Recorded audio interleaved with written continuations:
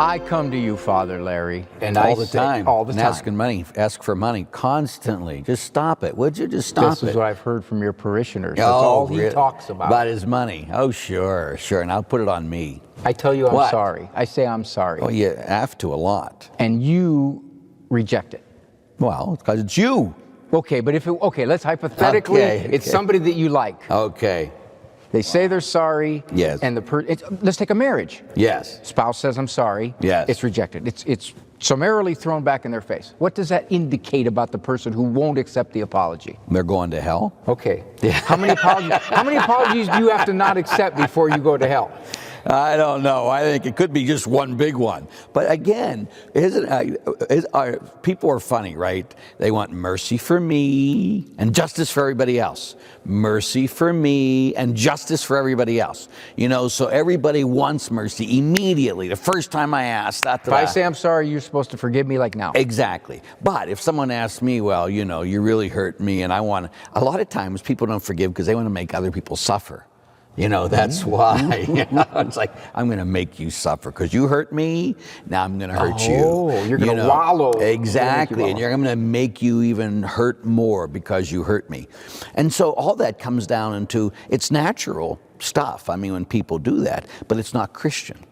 You know, I think that's why when Christ calls us, he calls us much deeper than what the world does. Remember when Peter just asked a very simple question. He asked Jesus, how many times must I forgive my brother when he sins against me?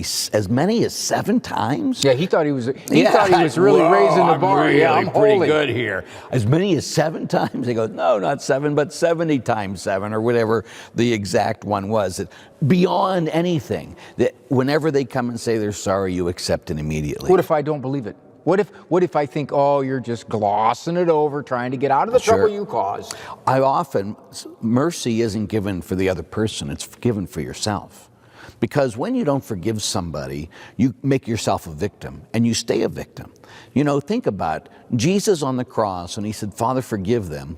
As far as we know, nobody there was even asking. Yeah, and nobody was even asking, because they'll say, well, I'll give mercy if they ask. Jesus gave mercy and never asked.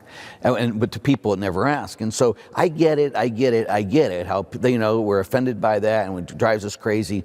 But we want things immediately, the mercy. And so we need to be able to give that to others. Because remember that Jesus said, when he taught us the Lord's Prayer, if you forgive others, your Heavenly Father will forgive you.